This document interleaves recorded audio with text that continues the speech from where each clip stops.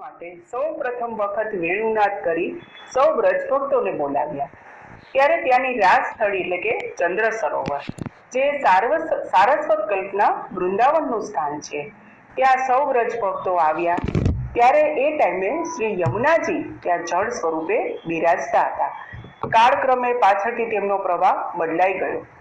હવે એ ટાઈમે શ્રી પ્રભુએ વિચાર કર્યો કે જ્યાં સુધી કોઈ મારા વસ્ત્ર આભૂષણો એ જે મારા શ્રીઅંગ ઉપર ધારણ કરેલા છે ત્યાં સુધી તે મારી પ્રભુતા ધારણ કરેલી રહે છે, પણ જો જ્યાં સુધી એ મારા શ્રીઅંગ પર ધારણ કરેલા હોય તો ત્યાં સુધી રાસનો આનંદ ન આવે, અને જો રસમાં સમાનતા પ્રગટે તો એ માટે એ પ્રભુતા રૂપ આ વસ્ત્ર અને આભૂષણો કોઈ સાચવે તો હું રાસનો આનંદ લઈ શકું. તો આમ વિચારી શ્રી પ્રભુએ સૌ વ્રજભક્તોને આ વાત કરી. તો હવે સૌ વિચારવા લાગ્યા, પણ દરેકને રાસનો રસાનંદ માણવો હતો. તો રાસનો રસાનંદ માણવા તો તે કુળની લાજ લોકલાજ છોડીને આવ્યા હતા, તો હવે એનાથી વંચિત કેમ રહેવાય? તો દરેક વિચારવા લાગ્યા. કોઈ સ્વેચ્છાએ તૈયાર ન થયું કે આપણે ઠાકોરજીના વસ્ત્ર અને આભૂષણો સાચવશું. હવે કોઈ તૈયાર ન થયું તો એ વ્રજભક્તોના સુખ માટે શ્રી યમુનાજી ત્યાં પધાર્યા અને તેમણે સ્વામી અને સેવકના બંનેના સુખનો વિચાર કર્યો અને વિનંતી કરી, હે કૃપાનાથ, જો આપ આજ્ઞા આપો તો આપના વસ્ત્ર અને આભૂષણો હું સાચવીશ. તેમના તત્સુખના આવા ભાવથી શ્રી પ્રભુ અત્યંત પ્રસન્ન થયા અને એમના સ્વહસ્તે શ્રી યમુનાજીને પોતાનો મુકુટ કાચનીનો શૃંગાર ધરાવ્યો. અને આ શૃંગાર ધારણ કરતા જ શ્રી યમુનાજી સાક્ષાત શ્રી કૃષ્ણ જેવા લાગવા માંડ્યા. અને શ્રી કૃષ્ણ પણ આ તેમનું સ્વરૂપ જોઈ, મુકુટ કાચનીના શૃંગાર ધારણ કરેલા શ્રી યમુનાજીનું સ્વરૂપ જોઈ પ્રભુ અત્યંત પ્રસન્ન થયા અને શ્રી પ્રભુએ આજ્ઞા કરી, આપ આ જ શૃંગાર ધરી અને મારી પાસે પધારો અને બિરાજો. શ્રી પ્રભુની આજ્ઞા શ્રી યમુનાજીએ શિરોધાર્ય કરી એટલે કે પાલન કર્યું અને શ્રી યમુનાજી પણ ત્યારથી જ મુકુટ કાચનીનો શૃંગાર ધારણ કરે છે. એક બીજો પણ એવો પ્રસંગ છે કે જેમાં શ્રી યમુનાજી શા માટે મુકુટ કાચનીનો શૃંગાર ધારણ કરે છે એ બતાવવામાં આવ્યું છે. તો કે એક વખત શ્રી ઠાકોરજી અને શ્રી રાધિકાજી બિરાજ્યા હતા.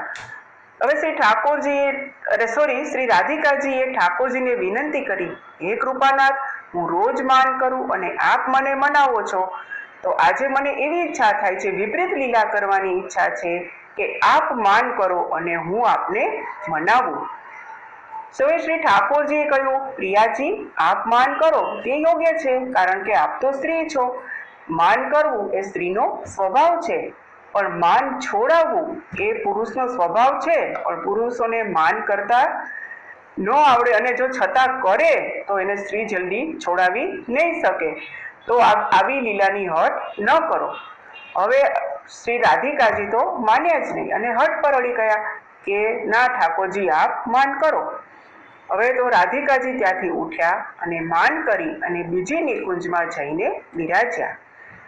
શ્રી રાધિકાજીએ ઘણા પ્રયત્નો કર્યા પણ તેમનું માન છૂટ્યું નહીં. આથી તેઓ હવે ચિંતાતુર થયા કે ઠાકોરજી તો સાચું કહેતા હતા કે આપ મારું માન નહીં છોડાવી શકો. તો હવે તેઓ ચિંતાતુર થયા. તો તે જ વખતે શ્રી યમુનાજી ત્યાં પધાર્યા અને તેમને કારણ પૂછ્યું માનનું. તો શ્રી રાધિકાજીએ શ્રી યમુનાજીને કોઈ ઉપાય કરવા માટે હવે વિનંતી કરી કે હવે ઠાકોરજીનું માન હું કઈ રીતે છોડાવું. ત્યારે શ્રી યમુનાજીએ કહ્યું, તમે ચિંતા ના કરો, મને શ્રી ઠાકોરજીના વસ્ત્ર અને આભૂષણ ધરાવો અને એ વિપરીત રૂપમાં જોઈ અને ઠાકોરજી જરૂર પ્રસન્ન થશે અને માન છોડશે. હવે એમની વાત માની અને શ્રી રાધિકાજીએ સ્વહસ્તે શ્રી યમુનાજીને મુકુટ કાચરીના શૃંગાર ધારણ કરાવ્યા. અને પછી તો શ્રી યમુનાજી ઠાકોરજી પાસે પધારતા અને આ જોઈને ઠાકોરજી પ્રસન્નતાથી હસી પડ્યા અને માન છોડ્યું. હવે આ જે પ્રસંગ છે એ ગહરવનની લીલાનો પ્રસંગ છે. આપણે આરતીમાં ગાઈએ છીએ કે બીજો જ અંતરો આવે છે, ગહરવનનો જે અંતરો આવે છે એ આ લીલાને જ અનુરૂપ છે. કે જેમાં શ્રી ઠાકોરજીએ યમુનાજીએ શા માટે મુકુટ કાચરીના શ્રૃંગાર ધારણ કર્યા હતા. શ્રી ઠાકોરજી અને શ્રી રાધિકાજીએ શ્રી યમુનાજીને એ શૃંગાર સદા માટે ધારણ કરવાની આજ્ઞા કરી. આથી શ્રી યુગલ સ્વરૂપની પ્રસન્નતા માટે શ્રી યમુનાજીએ મુકુટ કાચરીનો શૃંગાર ધારણ કર્યો છે. નંદદાસજીના છે એનાનું 17મું પદ જોઈએ તો કે છે કે ભક્ત પર કરી કૃપા શ્રી યમુને જુએસી છાંડી નિજ ધામ વિશ્રામ ભૂતલ પિયો. તો શ્રી યમુનાજીએ પોતાના ભક્તો ઉપર એટલી બધી કૃપા કરી છે કે તેમને ખાતર આ ગૌલોકનું ધામ પણ છોડી દીધું છે અને આપણા માટે થઈને શ્રી આ ભૂતલ ઉપર બિરાજ્યા છે.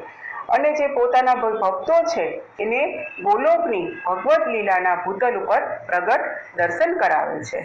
પરમ પરમારથ કરત હે સબન કો દેત અદ્ભુત રૂપ આપ જૈસી. અને પોતાના ભક્તોને પોતાના સમાન અલૌકિક સેવા ઉપયોગી જે દેહનું દાન કરે છે. અને નંદદાસજી શું કહે છે કે મેં તો આપશ્રીની આવી જે કૃપાળુતા જે જાણી છે કે આપ એટલા કૃપાળુ છો એટલા માટે જ મેં તમારા ચરણ પકડ્યા છે. અને શું કહે છે કે એક રસના કહા કહો વિશેષી, કે આ એક જીભથી હું આપના કેટલા ગુણગાન ગાઈ શકું. આજે તૃતીય વિલાસ અને છે તૃતીય વિલાસ કિયો શ્યામાજુ પ્રવીણ. અને આજના સખી છે શ્રી વિશાખાજી અને આજની મુખ્ય સામગ્રી છે પાસોંડી. શ્યામ સુંદર શ્રી યમને મહારાણી કી છે. જય શ્રી કૃષ્ણ.